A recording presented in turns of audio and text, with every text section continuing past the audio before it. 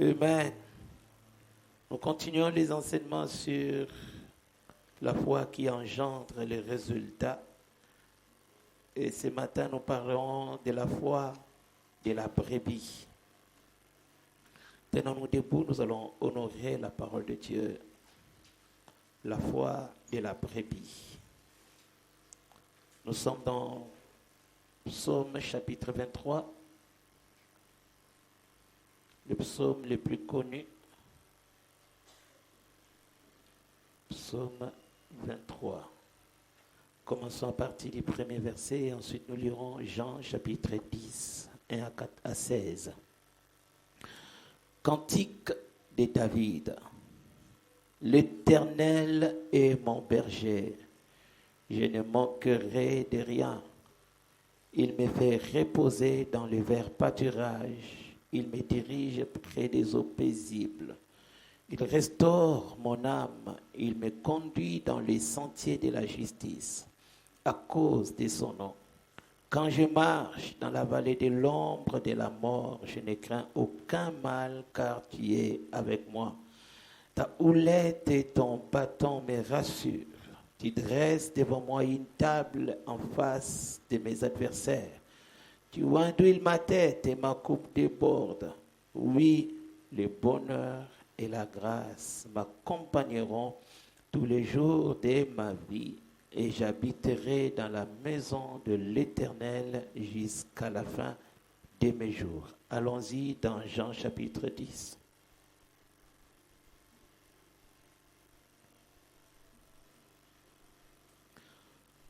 Premier verset, Jean 10, 1. En vérité, je vous l'ai dit, celui qui n'entre pas par la porte dans la bergerie, mais qui monte par ailleurs est un voleur et un brigand. Mais celui qui entre par la porte est le berger des brebis.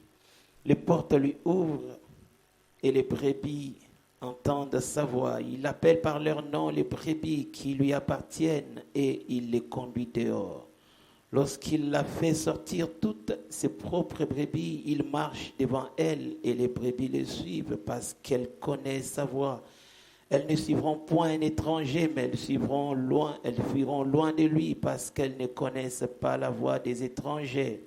Jésus leur dit encore cette parabole, mais ils ne comprirent pas de quoi il leur parlait. Jésus leur dit encore, en vérité, je vous l'ai dit, je suis la porte des brebis.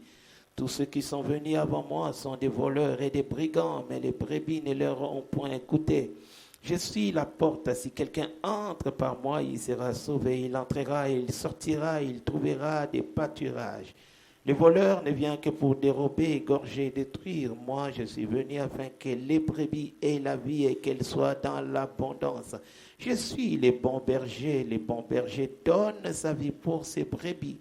Mais le mercenaire qui n'est pas le berger et à qui n'appartiennent pas les brebis, voit venir les loups, abandonne les brebis et prend la fuite, et les loups les ravit et les disperse. Le mercenaire s'enfuit parce qu'il est mercenaire et qu'il ne se met point en peine des brebis. Je suis le bon berger. Je connais mes brebis et elles me connaissent, comme le Père me connaît. Et comme je connais les pères, je donne ma vie pour mes brebis.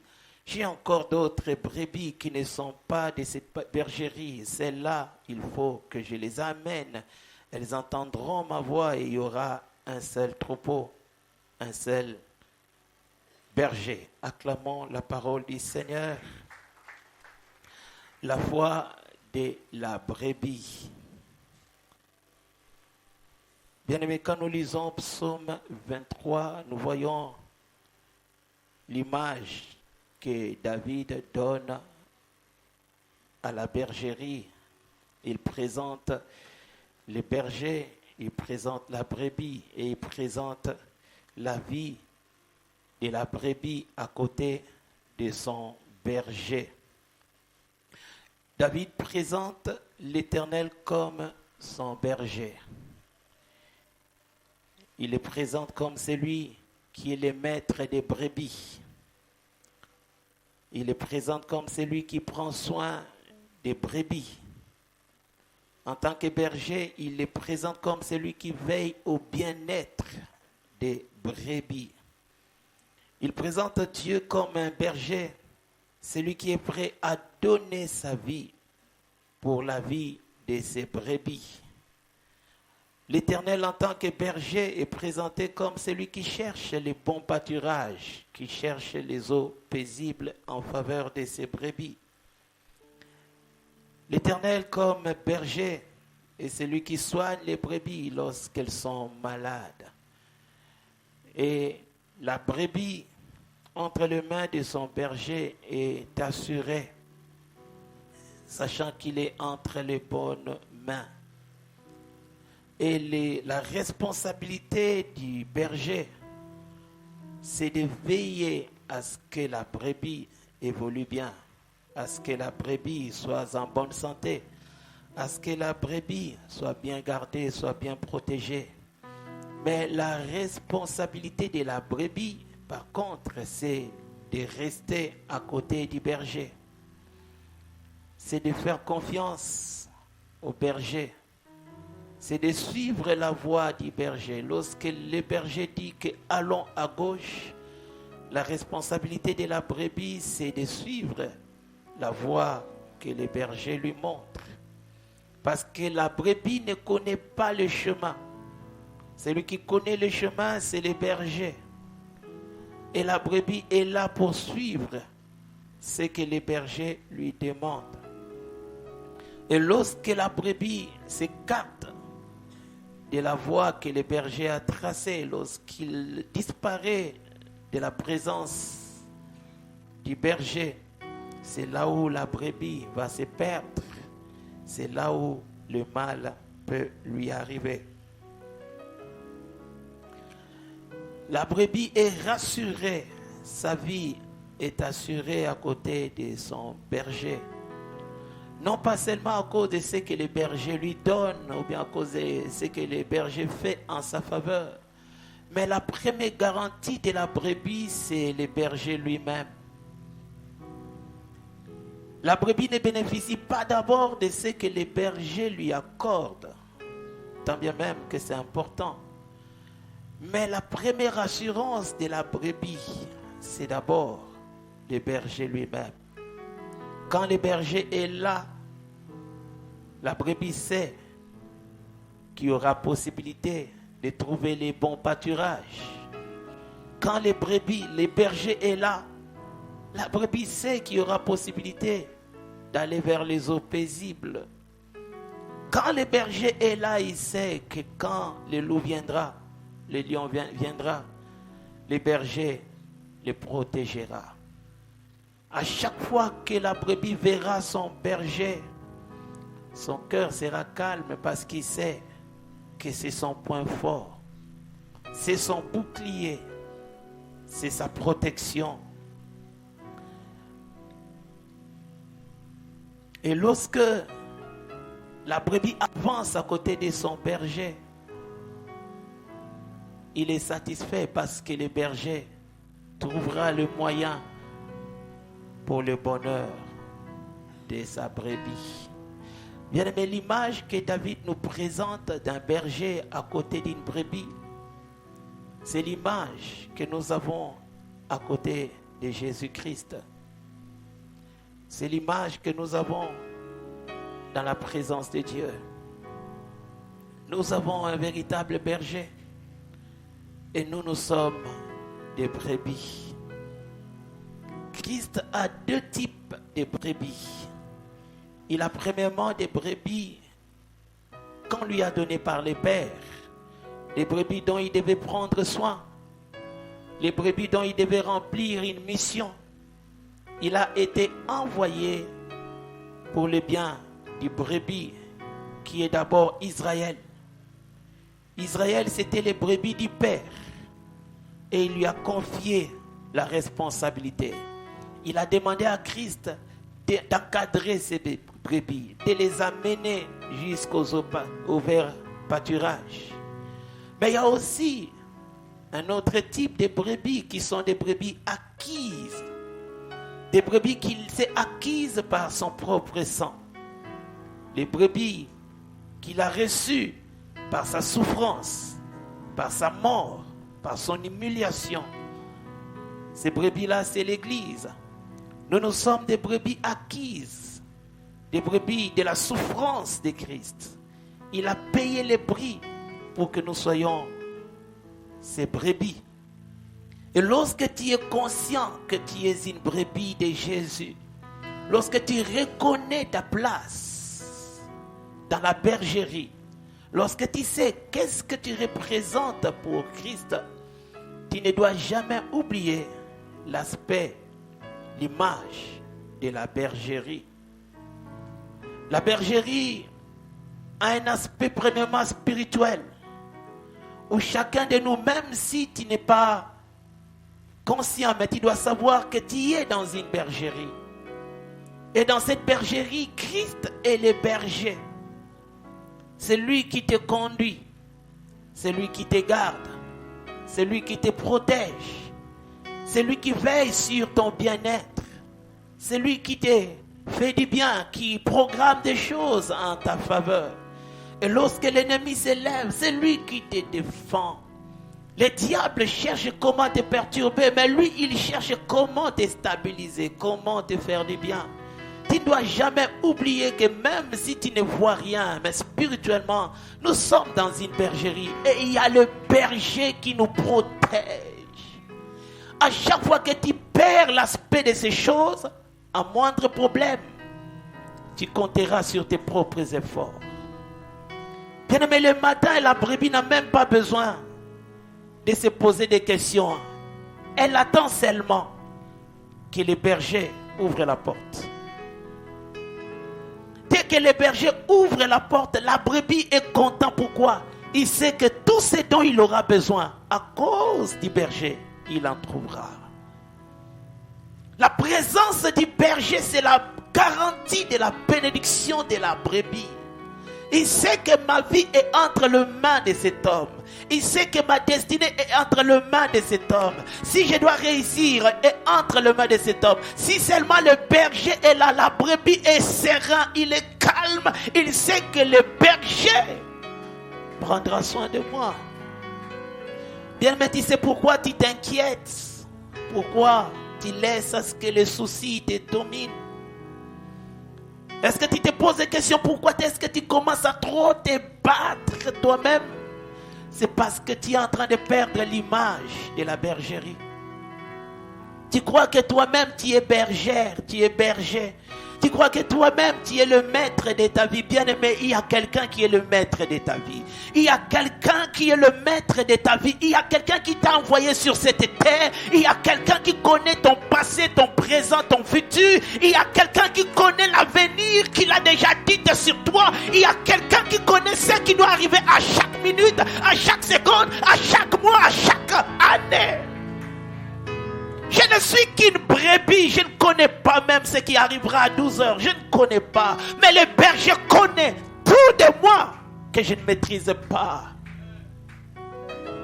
Il connaît ma vie. Il connaît même des choses que moi j'ignore de ma propre vie. Il connaît même les besoins que moi je ne maîtrise pas. Il connaît ma vie. Et très souvent, nous ne permettons pas au berger de bien jouer son rôle. Parce qu'il y a des brebis qui sont elles-mêmes devenues des bergères. La brebis, mais qui elle-même commence à se battre pour sa survie. La brebis qui veut faire face au lion, face à l'ours, tu ne sauras jamais. Jamais la brebis ne peut tenir face au lion. Jamais. Il faut que le berger soit là. Il faut que le berger soit là. Bien-aimé, tu dois être rassuré d'une chose. Que ta vie est tellement importante pour le berger qu'il ne peut jamais se permettre de te perdre. Imaginez David quand il parle de ces choses. Il donne un exemple un jour qu'il était prêt à donner sa vie pour une brebis. Il dit à Saül, je poursuivrai le lion, je poursuivrai l'ours et j'arrachai la brebis de sa gueule. Il mettait sa vie pour sauver la brebis. Si ta vie d'un homme pouvait s'efforcer pour ne pas perdre une brebis, à combien plus forte raison Jésus-Christ. Jamais il ne te laissera tomber. Jamais il ne t'abandonnera. Bien-aimé, tel que tu t'es réveillé, ce n'est pas toi. Il y a quelqu'un qui t'a permis de te réveiller. La force que tu as, ce n'est pas parce que tu avais bien mangé. Non, il y a des gens qui avaient bien mangé plus que toi, mais qui n'ont pas eu la santé pour venir à l'église. Ne dis pas que ce que tu as, c'est parce que tu es intelligent. Il y a des plus intelligents que toi. Il y a des plus sages que toi. Des gens même qui ont distingué, que tu connais, mais qui n'ont pas la vie que tu as. Tu as un berger qui te connaît. Tu as un berger qui t'aime. Tu as un berger qui a de bons projets pour toi. Laisse-le faire son travail. Laisse-le accompagner ta vie. Laisse-le diriger ta vie vers le vert pâturage, vers les eaux paisibles. Alléluia. Bien-aimé, en tant qu'enfant de Dieu, même si nous pouvons tout oublier, n'oublions pas que Jésus est Seigneur. N'oublions pas qu'il est notre Rédempteur. Il a tout accompli pour que nous soyons des hommes et des femmes à l'image de Dieu. C'est pourquoi, frère, si tu réussiras, c'est d'abord à cause de Jésus. Oh, si tu réussiras, c'est d'abord à cause de ton berger. Je ne compte pas d'abord sur mes expériences. Je ne mets pas d'abord ma confiance sur mes connexions. Je sais que j'ai un berger. Je sais que mon berger est vivant. Et il m'amène quelque part. Même si apparemment tu peux simplement être troublé parce que tu ne sais pas où tu vas. Des fois, ça nous arrive. Tu regardes ta vie présente, tu regardes ton futur, tu te vois comme un trou noir. Comme un terrain marécageux perdu. Est-ce que moi aussi j'arriverai? Est-ce que moi aussi j'essaierai? Oui, j'ai étudié, voilà, j'ai fait ma part, mais est-ce que ça viendra? Bien, mais en ces temps de troubles, n'oublie pas, il y a quelqu'un qui a des informations que tu n'as pas. Il y a quelqu'un qui a des informations que tu n'as pas. Il a dit qu'il ne t'abandonnera pas, il ne te délaissera pas. Il connaît ta vie, il connaît ta destinée, il connaît ton présent, il connaît ton futur. Laisse-le faire son travail. En tant que berger, il sait ce qu'il fera. Alléluia. Bien-aimé, dans l'image que David nous présente en Psaume 22, il dit des choses merveilleuses. Psaume 23 plutôt.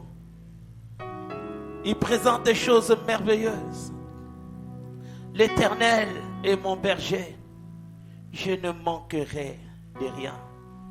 Bien, mais pour prononcer ce genre de paroles, il faut connaître qui est réellement ton berger. Jamais je ne peux dire que mon père est capable d'une chose si je ne connais pas la puissance de mon père.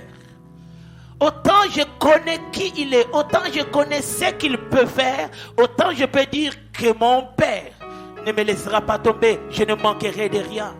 Et quand David présente Dieu comme son berger et dire que je ne manquerai de rien, parce qu'il connaît quelle était la puissance de son Dieu.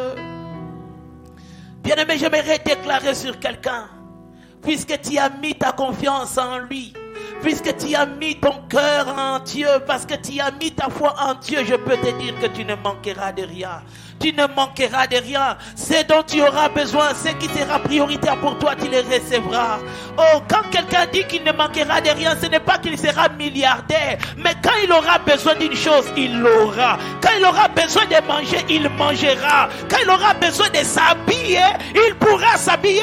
Tu ne manqueras de rien. Parce que tu as un bon berger. Il continue en disant qu'il me fait reposer dans le vert pâturage. Bien aimé, le vert pâturage, c'est l'endroit du repos. Ça peut être ta maison, ça peut être ton travail, ça peut être tes affaires. Mais que Dieu t'amène dans le vert pâturage, où tu seras là, ton cœur sera complet, ton cœur sera heureux. Même si tu n'as pas tout, mais tu ne seras pas en train de jalouser les autres. Tu ne seras pas en train d'envier les autres, parce que toi, tu seras dans le vert pâturage. Il y a des gens, même si toi tu as acheté des jeeps, des maisons, tu voyages, lui il te regarde, il bénit Dieu parce que là où il est, il se sent bien. Là où il est heureux. Dans ce qu'il fait, il se sent suffi. Alléluia.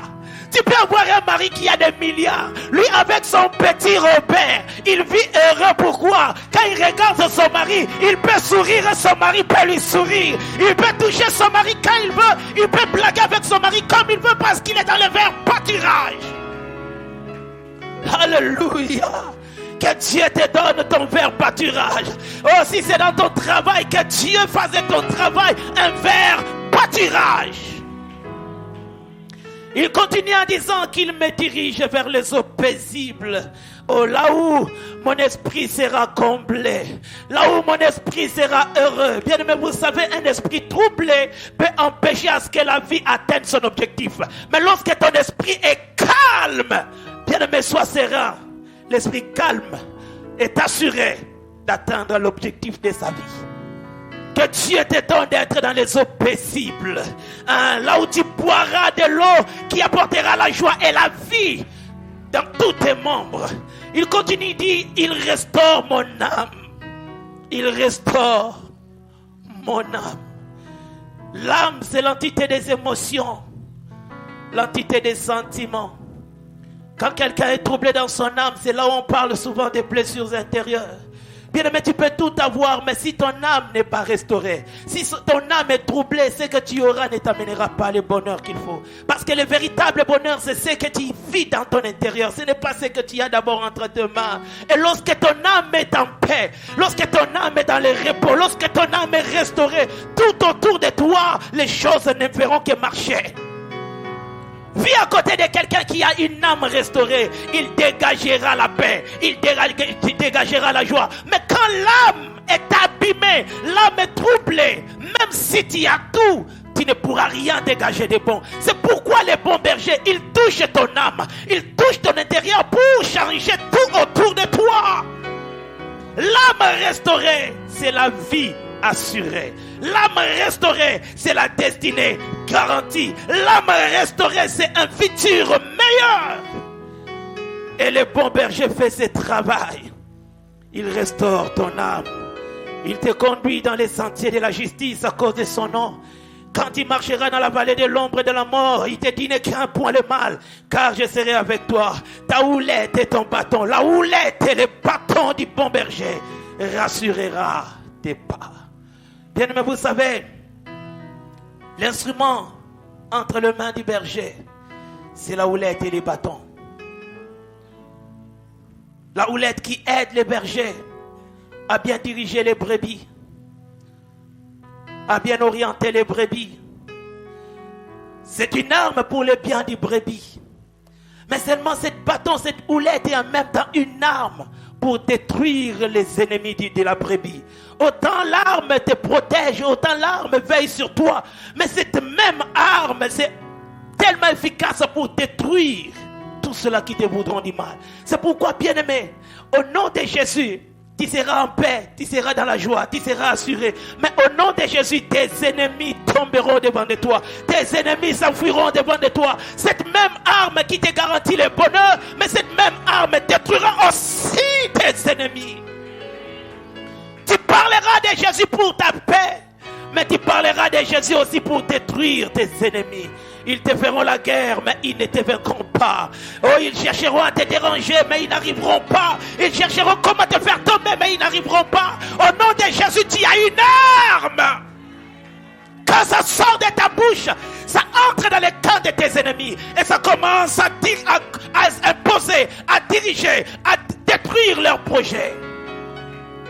Autant ils avaient projeté à te faire du mal, autant le nom de Jésus empêchera ce mal de t'atteindre. C'est pourquoi, bien-aimé, quand tu pries au nom de Jésus, seulement avec tes yeux, tu ne sais voir ce qui se passe. Mais je peux t'assurer qu'il y a beaucoup de choses qui se passent. Rien qu'avec le nom que tu prononces. Rien qu'avec ce nom qui sort de ta bouche avec confiance. Il y a autour de toi des choses qui se passent. Il y a autour de toi des ennemis qui tombent. Il y a même des gens qui changent des idées. Tout simplement parce que toi, tu as prié au nom de Jésus. Ma déclaration ce matin, Que Dieu confonde tous ceux-là qui te voudront du mal. Ma déclaration ce matin, oh, que Dieu confonde tous ceux-là qui te voudront du mal. Autant ils vont imaginer comment te détruire, autant ils ne savent pas comment ils vont y arriver. À cause de la puissance du nom de Jésus. Celui qui est en toi est plus fort que celui qui est dans le monde. Bien-aimés, nous avons une force, nous avons une puissance dont nous marchons avec. Tel que tu es là, tu es comme un barrage électrique, capable de donner du courant pour le bien, mais capable aussi de détruire lorsqu'il y a le mal. Autant on veut t'accompagner pour que tu fasses du bien, tu feras du bien. Mais tout celui-là qui voudra te déranger, ces barrages électriques va l'électricité. Oh oui, ces barrages vont les détruire. Il y a des gens qui te voudront du mal alors que tu ne leur as rien fait. Il y a des gens qui, dans leur jalousie, penseront comment déstabiliser ta vie. Il y a des gens que des fois que tu ne connais pas, mais qui vont imaginer comment te faire du mal. C'est pourquoi ne cherche pas qui t'aime et qui ne t'aime pas. Sois connecté à Jésus. Il s'occupera et de ceux-là qui t'aiment et de ceux-là qui ne t'aiment pas. Toi, garde ton Jésus. Marche avec ton Jésus. Crains ton Jésus. Lui-même, il sait qui t'aime et qui ne t'aime pas. Et il rendra à chacun selon ce qu'il apporte dans ta vie. À ceux-là qui t'aiment, Dieu le bénira. À ceux-là qui te soutiennent, Dieu le bénira. Mais ceux-là qui te veulent la mort, Dieu le prendra en charge. Il sait comment aussi il les anéantira. Je n'ai pas besoin de compter qui m'aime et qui ne m'aime pas, parce que je ne connais pas le cœur de l'homme. Celui qui connaît le cœur de l'homme, lui-même il fera le travail. Il est mon berger. Il saura rendre à chacun selon ce qu'il mérite. Bien-aimé, ne te bats pas pour répondre à ceux-là qui te veulent du mal. La vie est comme ça. Ne te pose même pas de questions. Pourquoi est-ce que c'est moi qu'on combat? Oui, on te combat parce que c'est toi. Toi, connecte-toi à Jésus. Reste auprès de Jésus. Reste attaché à Jésus. Mets ta confiance en Jésus. Laisse Jésus faire son travail. C'est là où vous voyez des gens, d'eux-mêmes, un jour, ils vont s'élever pour venir confesser. Pardonne-moi, ce n'était pas moi. On m'avait simplement recommandé de le faire. On m'avait seulement poussé à le faire. Et là, tu sauras quel est le travail que Jésus a pu faire dans ta vie. Il y a des gens qui chercheront comment détruire ta maison. Alors que tu vis paisiblement avec tes peu de moyens, tu t'organises bien. Il y a quelqu'un qui, dans ce que toi tu fais là, il ne voudra pas te voir continuer. Il ne voudra pas te voir être une bonne mère pour tes enfants. Il ne voudra pas te voir être un bon père pour tes enfants, un bon mari pour ta femme, une bonne femme pour ton mari. Il y a des gens comme ça qui chercheront comment te détruire, comment t'empoisonner, comment te mettre des bâtons sur les roues. Bien-aimé, dans tout ce que tu ne connais pas, laisse Jésus faire son travail. Quand les réalités m'échappent, quand je ne sais pas expliquer certaines choses, je laisse Jésus faire son travail. Et ce que j'aime avec Jésus, quand il le fait bien. Hein, il le fait correctement bien. Il le fait avec précision et il rend à chacun selon ses œuvres. Tous ceux-là qui te combattent seront confiés au nom de Jésus. Tous ceux-là qui te veulent du mal, ils seront confiés au nom de Jésus. David dit, tu dresses devant moi une table en face de mes adversaires. Tu enduiles ma tête et ma coupe déborde. Oui, le bonheur et la grâce m'accompagneront tous les jours de ma vie et j'habiterai dans la maison de l'Éternel jusqu'à la fin de mes jours. Bien, mais vous savez, des fois, quand Dieu parle ici de dresser une table, ça a deux aspects. La première table, ça se dresse sur la terre. La deuxième table, ça va se dresser Au ciel. Au ciel, nous serons en face de ceux-là qui ne seront pas au ciel. Nous serons heureux pendant qu'eux, ils seront en train de regretter. Nous serons en train d'adorer pendant qu'eux, ils seront en train de se lamenter. Au ciel, nous serons dans la joie. Eux, ils seront dans les regrets. Mais, il y a aussi une table que Dieu te dresse sur la terre.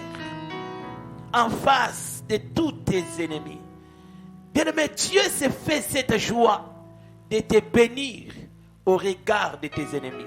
Tous ceux-là qui ne pensaient pas, ne croyaient pas, ne s'imaginaient pas que tu deviendras, ils verront quand tu deviendras. Il y a des gens qui sont comme des experts en pronostic.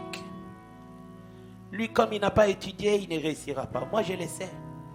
Elle, comme elle ne s'est pas mariée, jamais elle n'aura ce travail. Non, elle, comme elle est comme ça, jamais n'aura de maternité. Des gens qui pronostiquent comme ça.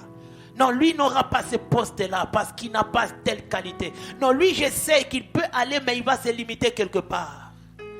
Bien aimé, la personne qui peut dire un mot et voir l'amour se concrétiser, ce n'est que l'Éternel. Tout ce que l'homme dit à ton propos, tout ce que l'homme suppose sur toi, retiens que ces mots peuvent changer. On peut dire des choses sur toi, mais la dernière parole, c'est celle qui revient au Seigneur. C'est pourquoi Dieu, des fois, lui-même, il s'engage à confondre ceux-là qui avaient mal pronostiqué sur toi. De ceux-là qui avaient déjà limité ta vie. Dieu lui-même va les confondre. C'est pourquoi, quand il arrive au sommet, il y a deux types de personnes qui seront à côté de toi. Il y a des gens qui croyaient à ce que tu pouvais arriver, qui vont acclamer avec joie. Mais il y a aussi des gens qui ne croyaient pas et qui seront dans les regrets. Quand tu arrives dans ta destinée, il y a des gens qui seront heureux. Pourquoi? Parce qu'ils t'ont poussé à aller de l'avant. Parce qu'ils ont prié pour toi. Ils t'ont soutenu. Ils croyaient tellement en toi. Ils te conseillaient, ils t'encourageaient. Mais il y a aussi des gens qui pour toi le sommet sera comme une flèche pour eux. Ils seront tellement mal à l'aise de ce qu'ils avaient dit. De toutes les mauvaises paroles, l'humiliation. Ils t'avaient tellement rétrogradé. Tellement humilié dans leur façon de te parler. Et quand ils sont surpris de te voir au sommet, ils sont perdus. Ils ne savent plus où se cacher. J'aimerais dire à quelqu'un que tous ceux-là qui ne croyaient pas en toi viendront auprès de toi pour te demander comment tu as fait. Garde le cap et reste focalisé dans ton objectif. Je ne sais pas si c'est une prophétie, mais j'aimerais les redire encore. Tous ceux-là qui ne croyaient pas en toi, ils viendront vers toi pour t'encourager même à la fin.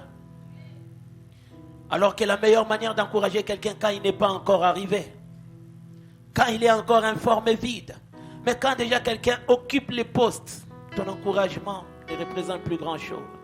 Ils viendront quand même. Ils viendront pour te dire que ton Dieu est réellement vivant. Qu'il a fait avec ton Dieu, vraiment. Ils viendront. C'est pourquoi mon frère, ma soeur, essuie tes larmes. Autant les gens se moquent de toi, garde tes yeux levés vers l'Éternel. Autant les gens te minimisent pour ce que tu es aujourd'hui, reste focalisé sur ton Jésus. On peut se moquer de ton présent parce qu'on voit ton présent, mais que personne ne se moque de ton futur parce que c'est un bien entre les mains de Dieu. C'est Dieu qui connaît ce qui est caché. Il connaît ce que tu deviendras. Il connaît l'avenir qu'il a réservé pour toi. Des fois même toi-même tu ne connais pas, tu crois seulement, mais lui il a la précision, il a les détails de ce que tu deviendras. C'est pourquoi avec Jésus tu y arriveras. Oh, tu y arriveras. Je peux te dire que si seulement tu restes attaché à Jésus, tu y arriveras. Si seulement tu as le berger à côté de toi, tu y arriveras. Et quand il sera là, il dressera la table à côté de tes ennemis. J'imagine Potiphar Quand il avait su que Joseph était la deuxième personnalité de l'Égypte, j'imagine quelle était son attitude. Et surtout sa femme. Dieu dressera une table en face de tes ennemis. Il dressera une table en face de tes ennemis. Il dressera une table. Autant les gens ne t'aiment pas, ce n'est pas grave. Il y a Dieu qui t'aime. Autant les gens ne te soutiennent pas, ce n'est pas grave. Il y a Dieu qui te soutient. Autant les gens te veulent du mal, ce n'est pas grave. Dieu te protégera. Il t'accompagnera et un jour tu y arriveras. David dit, oui, le bonheur et la grâce m'accompagneront tous les jours de ma vie et j'habiterai dans la maison de l'Éternel jusqu'à la fin de mes jours. Bien-aimé, le bonheur n'accompagne pas tout le monde. La grâce n'accompagne pas tout le monde. Le bonheur accompagne ceux-là qui demeurent dans la présence de Dieu. La grâce accompagne ceux-là qui demeurent dans la présence de Dieu. Le diable voudra que tu quittes la présence de Dieu, tout simplement à cause de certaines erreurs que tu commets. Le diable voudra que tu abandonnes Dieu à cause de certains péchés que tu as faits. Il voudra que tu ne considères plus Dieu comme il se devait à cause d'une erreur que tu avais commise. Le diable, il voudra que tu quittes la présence de Dieu parce que simplement tu as connu un problème. J'aimerais dire à quelqu'un, quelles que soient les erreurs que tu commettras ou bien que tu as déjà commises, quel que soit même le péché que tu commettras, ne quitte jamais la présence de Dieu. Parce que c'est ce que le diable attendra de toi. Il continuera à te montrer ton péché. Voilà ce que tu as fait. Tu n'es plus digne de rester à côté de Dieu. Voilà le mal que tu as commis. Toi, tu ne dois plus prier. Voilà la manière dont tu t'es comporté. Toi, tu ne dois plus venir à l'église. Dès que tu obéis à ce que le diable accomplit, tu perdras le bonheur. Tu perdras la grâce. Il voudra te pousser loin de Dieu, afin que tu perdes ces deux éléments importants de la vie chrétienne, la grâce et le bonheur. C'est pourquoi tout ce que le diable tentera de faire, dis au diable, Christ a déjà tout accompli et il m'a déjà pardonné. Il voudra même que tu mènes une vie remplie de culpabilité.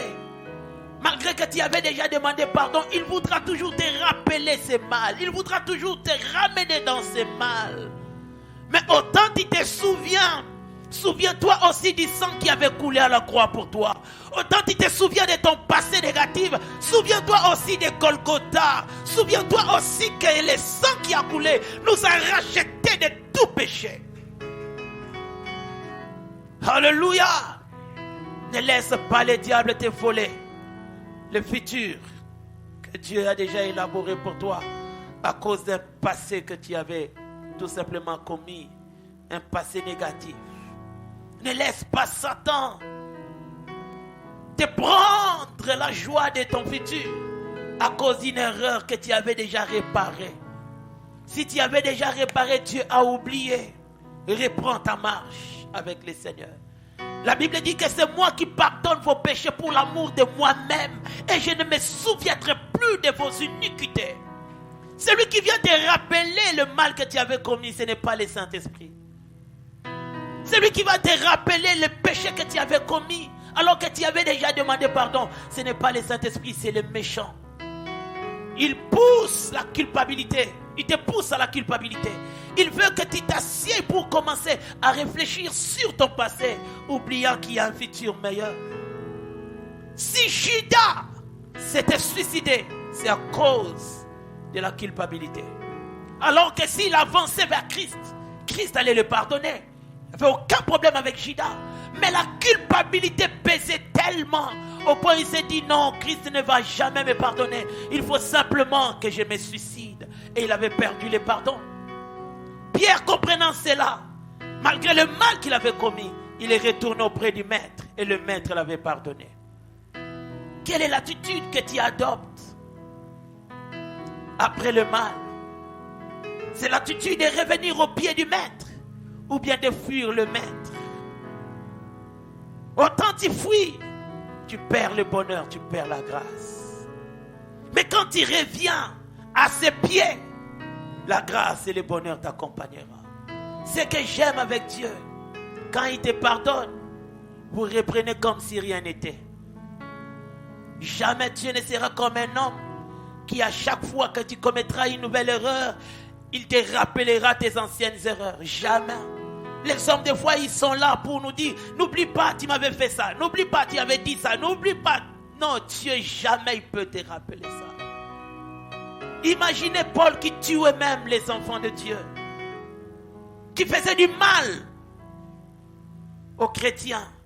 Mais le jour où Dieu l'avait pardonné, plus jamais il a condamné Paul pour son passé. Ton passé est oublié. Tes péchés sont pardonnés. Vois ton futur et avance avec le Seigneur. Oublie la culpabilité, tu n'en as plus besoin. S'il y a quelque chose que tu ne pourras jamais changer, c'est ton passé. Même si tu priais, ton passé ne changera jamais. Mais c'est ton futur qui peut changer. Attache-toi aux choses qui peuvent changer et oublie ce qui ne doit plus changer. Tu as déjà fait ça et après, tu as déjà vécu dans ton passé, il n'y a plus rien à faire. Mais ce qu'il y a à faire maintenant, c'est dans le présent et pour arranger le futur. C'est pourquoi concentre-toi davantage sur ton Jésus. Concentre-toi davantage sur ce qu'il est, sur ce qu'il peut faire avec toi. Concentre-toi davantage sur ce qu'il t'a promis et oublie ce que le diable voudra te faire rappeler. N'oublie pas ce jour-là, tu avais avorté. Oui, j'avais avorté, mais est-ce qu'il faut que je retourne encore dans mon passé? N'oublie pas ce jour-là, tu avais volé l'argent. Oui, j'avais volé, mais j'avais déjà demandé pardon. N'oublie pas ces jours-là que tu avais insulté, tu t'étais battu avec ta femme. N'oublie pas ces jours-là que tu avais fait tel mal. Oui, j'avais fait, je reconnais, j'avais déjà demandé pardon. Et là maintenant, j'avance avec le Seigneur. Prenons la résolution d'avancer vers les objectifs et oublier tout ce qui est passé. Sinon, on perdra le bonheur et la grâce. Pour garder le bonheur, pour garder la grâce, il faut rester dans la présence de Dieu. Pour garder le bonheur, pour demeurer dans la grâce, bien aimé, que tes deux pieds demeurent dans la présence de Dieu. Et Dieu nous bénira. Tenons-nous debout, nous allons prier.